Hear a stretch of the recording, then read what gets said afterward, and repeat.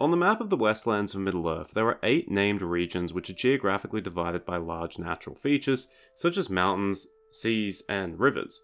These 8 regions are Ariador, Forwave, Gondor, Harad, Mordor, Ravanian, Rune, and Rohan. In this video, I want to talk briefly about each of them, how they are defined, what's the climate like, who lives there, and what it was like by the time of the War of the Ring. The first region I'll talk about is Ariador, the Lonely Land. Ariador is one of the largest regions in the Westlands, spanning from the Blue Mountains in the west to the Misty Mountains in the east, and from the Ice Bay of Forrakel in the north to the River Greyflood in the south. Included in Ariador are sub-regions such as Minhiriath, the Shire, the Trollshores, Eregion, and Angmar, although in the past much of Ariador could be split into 3 major sub-regions, the old Dunedain kingdoms of Arthedain, Cardolan, and Rudour. Despite thousands of years of inhabitation, Ariador is a very wild land.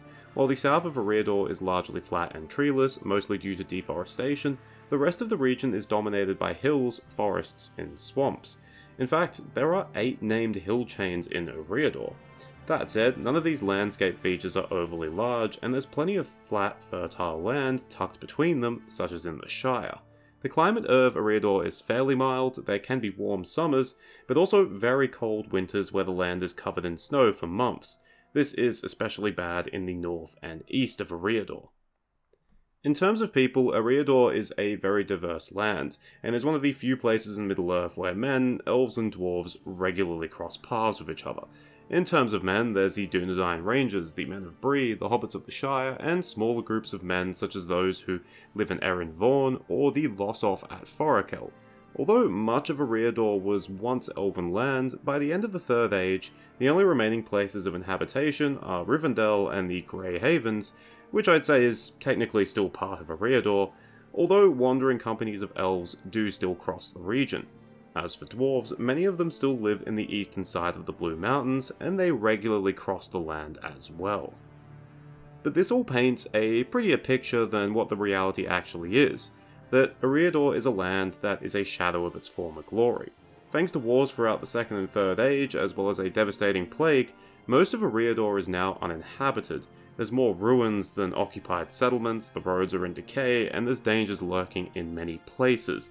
There's a number of peoples who have been straight up wiped out, or reduced to only a small amount of individuals. The only place that's truly thriving is a small square of land in central Ariador, where one can find the Shire and Breeland. Outside of that, only seasoned travellers dare to tread. The second region is Forwave, the Northern Land.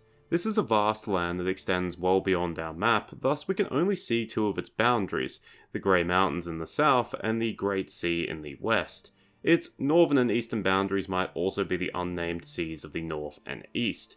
Our geographical knowledge of Forwave is fairly minimal, except that in the west it shares the large Ice Bay of Forrakel with Ariador.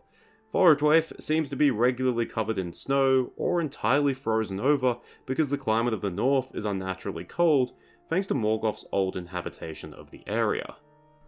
That said, there are people who actually lived in Forwave. Many of Morgoth's orcs fled there after the First Age and remained there until they could establish themselves in the Misty Mountains. Perhaps some still remain. There are also an ancient people of men who shared the same name as the region, but by the Third Age, they had been affected by some cataclysm and only a remnant of that people remained, named the Lossoth, who dwelt around the Ice Bay of Forrakel. Forwave's most well-known inhabitants would most certainly be dragons, and they could still be found there in the Third Age. The third region is Gondor, the Land of Stone. The exact geographical boundaries of Gondor are a little difficult to define, as the kingdom of the same name either extended beyond its natural barriers or in rare cases fell short of them. The most sensible natural barriers are the encircling White Mountains, the Great Sea in the south, and the Anduin in the east. That said, some parts of the land that is considered Gondor go past these boundaries, such as Ithilien, which is beyond the River Anduin, and Anorian, which mostly lies north of the White Mountains. There's also South Gondor to the south of the Anduin, but that is certainly much more part of Harad. Gondor also has many sub-regions, many of which are political fiefdoms in the Kingdom of Gondor. The largest of these are Anorian, Ithilien, Lebanon, Belfalas, Anfalas, and Andrast. Some of these regions are geographically distinct from each other. Ithilien is heavily forested with swamplands to the north, Lebanon is mostly flat with lots of rivers, and Anphalas has long beaches. That said, the reason why Gondor is called the Land of Stone is that all of these regions either contain mountains or directly border mountains. Gondor has a fairly warm climate, probably comparable to that of the northern Mediterranean. The White Mountains insulate Gondor from the colder lands to the north, but occasionally powerful winter storms do come down and do lots of damage. Throughout much of its history, Gondor has been a land dominated by men. The first men to arrive were the Druidine, who were largely pushed out by the pre-Numenorians, who were followed by the faithful Numenorians, who colonized Gondor's coasts and up the Anduin. Even some Northmen settled in Gondor, either through serving in Gondor's army or after fleeing when their own lands were overrun. Over time, these three have come to make up the modern Gondorian. But Gondor wasn't just settled by men. Nandarin elves settled in Gondor in the First Age, some of them even remaining into the Second Age, and there was an elven haven called Ethelond in Belfalas, although this was abandoned by the middle of the Third Age. Gondor is one of the safest, most developed regions of Middle-earth, owing to being the heartland of the 3,000-year-old kingdom of the same name, Gondor. That said, like many other places, Gondor is in decline. The great city of Minas Tirith is depopulated, Osgiliath is ruined, Minas Ithil has been conquered, Ithilien is a battleground, and the coastlines are vulnerable to Corsair raids. That said, Gondor's inland is largely safe, thanks to the demise or integration of hostile tribes of pre-Numenorians who dwelt in the White Mountains. Our fourth region is Harad, the south. Yes, that's what Harad means. Harad is far larger than what our map of the Westlands reveals to us. In reality, it's an Africa-like continent extending far into the south of Arda. We know that its western border is the Great Sea. Presumably, its southern and eastern borders are also bodies of water. The northern border, at least in the Westlands, is the Efelduath, the southern mountain range of Mordor. Given how large Harad is, it would have many subregions, but unfortunately, we don't know any of these by name. We tend to associate Harad with deserts, which is true. Harad is described as having large, hot deserts, but unsurprisingly, a vast place like Harad is also described as having grassy fields and exotic jungles that contained animals not ever seen in the north, such as apes. There was also a large mountain chain known as the Grey Mountains that existed on Harad's western coast, but whether they still existed in the Third Age is unknown. Harad probably had a vast array of climates ranging from hot and dry to humid and wet. What Harad probably lacked was a truly cold climate, but you never know. From what we know, Harad is a land of men. There's no mention of elves or dwarves living there, although it's technically possible. We don't know much about the different groups of men in Harad, except that the differences could be vast. For example, the Haradrim that interacted with the Westlands most commonly were tall and dark-skinned, but from far Harad were black-skinned men with white eyes and red tongues, so alien and terrifying to those from the Westlands that they described them as trollmen. Harad also received a large amount of Numenorian colonization, who would later come to be known as the Black Numenorians. By the end of the Third Age, most of these Black Numenorians had been completely absorbed into the Haradrim populations, but small enclaves must still have remained, from which the mouth of Sauron hailed from. Gondorians also settled in the northerly parts of Harad when it was conquered by Gondor, and even after Gondor lost these lands, it was a popular destination for Gondorian renegades. By the War of the Ring, Gondor no longer had any grip over Harad, and unfortunately, most of the region seems to have fallen under Sauron's dominion. A minor disclaimer here is that the Blue Wizards might still have been active in the south during this time, preventing at least some of the Haradrim from siding with Sauron. Nonetheless, tens of thousands of Haradrim marched north to invade Gondor, and they were joined at sea by a vast fleet of ships belonging to the Corsairs of Umbar. These soldiers were among Sauron's most important, and many of them fought to the death across several battles. That said, there were some positives. After the war, emissaries from Harad were quick to make peace with the new reunited kingdom of Gondor and Arnor. Our fifth region is Mordor, the Land of Shadow. Mordor is super easy to define owing to its unique shape. The northern boundary is the Ash Mountains, the western and southern boundary are the semi-encircling Mountains of Shadow, and the eastern boundary is the line where these mountain ranges end. Mordor also has some subregions that are super easy to divide. In the north is the small valley of Vidun, beneath that is the plateau of Gorgoroth and Lithlad, which you won't find on any maps, and to the south and east is the vast region of Nirn, dominated by the Sea of Nirnen. Mordor, believe it or not, does have some geographical diversity as well, although it's still mostly bleak, hardly a destination for a holiday. When Mordor is depicted, we normally see the plateau of Gorgoroth, a barren rocky plain that supports almost no vegetation, thanks to the proximity of the ever-active volcano of Mount Doom. That's the only known volcano in the Westlands, by the way. Liflad isn't much better, described as an ash-choked plain, but Nirn isn't so bad. While the waters of Nirnen are described as sad and dark, the region is fertile enough to grow food that feeds Sauron's armies. I'd imagine the further you get from Mount Doom, the nicer Mordor becomes. Mordor's climate isn't so easy to accurately explain because much of the region is heavily affected by an active volcano. As for Mordor's inhabitants, we only really know about Sauron's servants, orcs, trolls, wargs, and those men who were vile enough to directly serve him. The other known group that is unlucky enough to inhabit Mordor are Sauron's slaves, most of whom work the fields of Nirn in the south. These are men who probably come from a number of different groups in the east and south who were brave enough to resist Sauron or unfortunate enough to be subjugated by his allies. We don't know if men or anyone else inhabited Mordor before Sauron made it his base of operations. My personal opinion is probably not. For much of the Third Age, Mordor was actually rather silent, but by the War of the Ring, it's back to being the worst place in Middle-earth. Mount Doom is in a state of constant eruption, spewing forth black clouds towards the Westlands. Sauron sits ever vigilant in his new tower of Barad-dûr. The Forges of Adun are busy equipping Mordor's vast armies. An endless stream of soldiers pours forth down the Morgai road to the Black Gate, and in Nirn, thousands of hopeless slaves till the fields to feed Sauron's war machine. Our sixth region is Ravanian, the Wilderland. Ravanian is one of the largest regions in the Westlands alongside Ariador, spanning from the Grey Mountains and the Iron Hills in the north, the Misty Mountains in the west, the Limelight Emmanuel and Mordor in the south, and the Sea of Rune and the River Carnen in the east.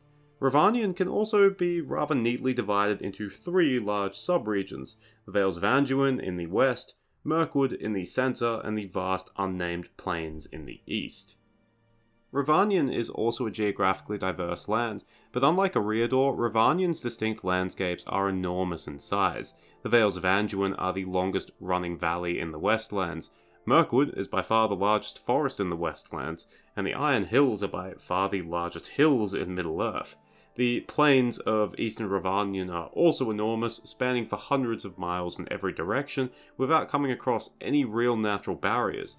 While Ravanian spans just as far north as Ariador, it does seem to be at least a little warmer. Fertile lands can be found much further north, probably owing to the protection of the Grey Mountains. In terms of people, Ravanian is easily the most diverse land in the Westlands. In terms of men, Ravanian is dominated by the Northmen, but these have long divided into their own subgroups such as the Dalemen, the Beornings, and the Woodmen. The Rohirrim also have their roots in Ravanian, once being known as the Aethiod, and before that the men of the Kingdom of Ravanian. There's also the mysterious inhabitants of Dorwinion, who might be Northmen, Dunedain remnants, friendly Easterlings, elves, or perhaps a combination of several of those groups. Two powerful dwarven realms can also be found in Ravanian, Erebor and the Iron Hills. Some dwarves might also still be found in the Grey Mountains. Most of the elves that still remain in the Westlands can also be found in Ravanian, in Lothlorien, and in Thranduil's realm of northern Mirkwood. The Eagles also live in eyries in the Misty Mountains above the Vales of Anduin. Unfortunately, Ravanian is also home to a lot less friendly people. Orcs dwell in large numbers on the eastern side of the Misty Mountains, and in southern Mirkwood. Speaking of Mirkwood, you can also find the fun, cute, wholesome creatures known as giant spiders, alongside other unnamed monsters. A little less monstrous are the Easterling tribes that can be found in the plains of Ravanian to the south and east of Mirkwood. Ravanian is a land of ups and downs. It's had some prosperous times, yet also some truly catastrophic times. However, by the War of the Ring, Ravanian has actually bounced back. Erebor has been retaken by the dwarves, the Kingdom of Dale has been founded, and the Beornings have swelled in power. There's plenty of traffic throughout these lands, and some people, mostly dwarves, even make their way west to Ariador by crossing the Beorning-held passes in the Misty Mountains. That said, there's still plenty of danger in Ravanian, especially in Mirkwood or the Misty Mountains. Despite bouncing back, Ravanian has the constant menace of the orcs that live in the Misty Mountains, Dol Guldur, and the Easterlings of Rune shadowing over any prosperity. Our 7th region is Rune, the East. You shouldn't be surprised by these simple translations at this point. Like Harad, most of the Rune is off the map of the Westlands of Middle-earth, it being equivalent of an Asia-type continent that extends far into the east, even unto the eastern seas. All we know is that its eastern border is probably the line of the western shore of the Sea of Rune and the River Carnen, and that its northern border is probably the same line of the Grey Mountains and Iron Hills, and beyond that begins Forwave.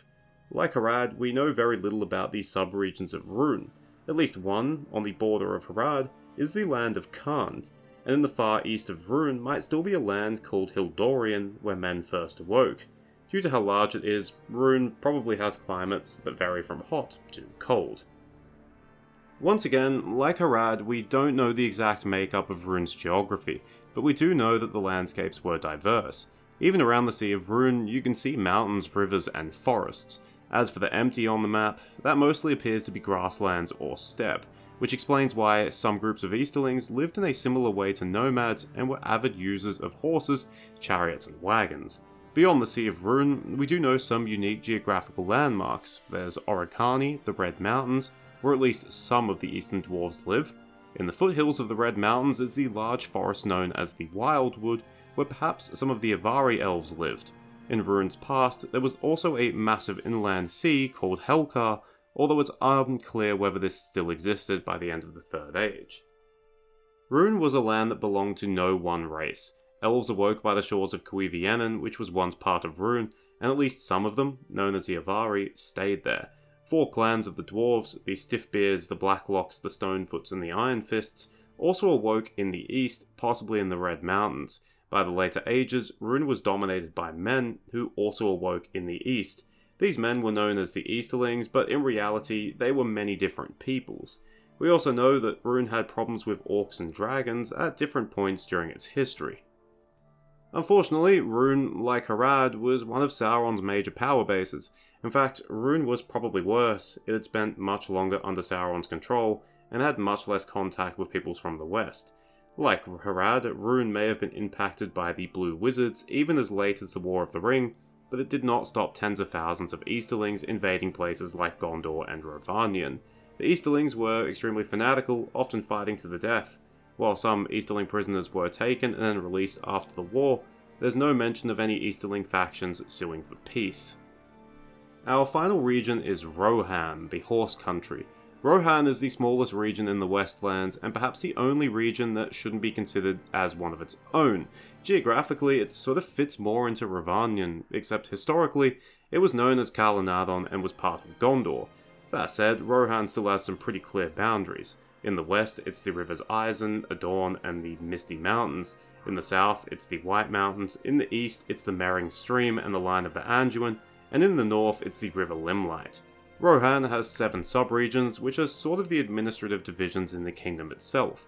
The Wold, the West and East Emnets, the West and the East Fold, the Fold or Kingsland, and the West March. Rohan's landscape is probably the simplest of any region. Most of the land is grassland, which can grow as tall as a man in the West Emnet, but in the Wold it's much shorter because the land there is rockier. These grasslands are split by the deep valleys which contain the rivers Snowbourne and Entwash. In the south are the fertile valleys of the White Mountains. In the east you can find the western portion of the bleak hills known as the Emmenmuil, and in the west is the dark mysterious forest of Fangorn. Rohan's climate is fairly mild. It's not as warm as Gondor, but it's not as cold as Ariador, and it seems to snow quite rarely. As for people, Rohan is home to the Rohirrim, a race of Northmen that are staunch allies of Gondor. Historically, Rohan was inhabited by Gondorians, and at some places and at some times, Dunlendings, who had become the fierce rivals of the Rohirrim. Interestingly enough, despite their reputation as horse lords, only a minority of the Rohirrim actually dwell in Rohan's vast open plains. Most of them dwell in the northern valleys and foothills of the White Mountains. In the Fourth Age, Rohan would receive a colony of dwarves, led by Gimli, in the glittering caves beyond Helm's Deep. By the War of the Ring, Rohan was actually doing fairly well. It was over 250 years removed from the long winter which had devastated the land, and since then, the Rohirrim had fought rather irregularly. In contrast to what Denethor II was experiencing in Gondor, King Theoden of Rohan's reign was largely peaceful. Except this was about to end, Mordor was active once again, but even more threatening was Saruman and Isengard, who had allied with the Dunlendings. The West March, ever a problematic province for the Rohirrim, was in rebellion, and many of its inhabitants would fight against Rohan during the War of the Ring. That concludes the 8 main regions, but you might have noticed that there were some regions on the map that weren't filled in. These 2 regions are Lindon and Enedwaith, both of which technically aren't part of any region. Lindon could be found west of the Blue Mountains. It was elven land, making up the core of Gil-galad's Old Kingdom, and it was the largest surviving part of Beleriand, which sunk beneath the seas at the end of the First Age. While usually far from any active war zone, the Elves of Lindon played a major role in the defense of Ariador throughout the ages. The other region is Enedwaith, the Great Middle Land. It's a reasonably large land, comparable to Rohan in size. It could be found between Gondor, Rohan, and Ariador. Enedwaith is an interesting place because although it looks more like it's part of Ariador, it actually has more of a history with Gondor and Rohan. Enedwaith is most known for being the homeland of the Dunlendings, who fought against the Númenóreans and were then nominally subjects of the Gondorians. Later on, the Dunlendings would become fierce rivals of Rohan, and the 2 sides often raided each other's lands. Enedwaith wasn't just home to Dunlendings though, it was also home to the Stors, one of the 3 types of hobbits, for many years, and for a brief time, it was home to some of the dwarven refugees from Erebor, including the royal line. Thank you for watching, I hope you enjoyed it or at least found it interesting. If you know a fair amount about the Lord of the Rings, there probably wasn't anything new in this video for you, it was more aimed at casuals, and also, I know everyone loves maps. If you have any other map related suggestions, please let me know, otherwise cheers, farewell, and remember, Enedwaith isn't part of any region because nobody likes it.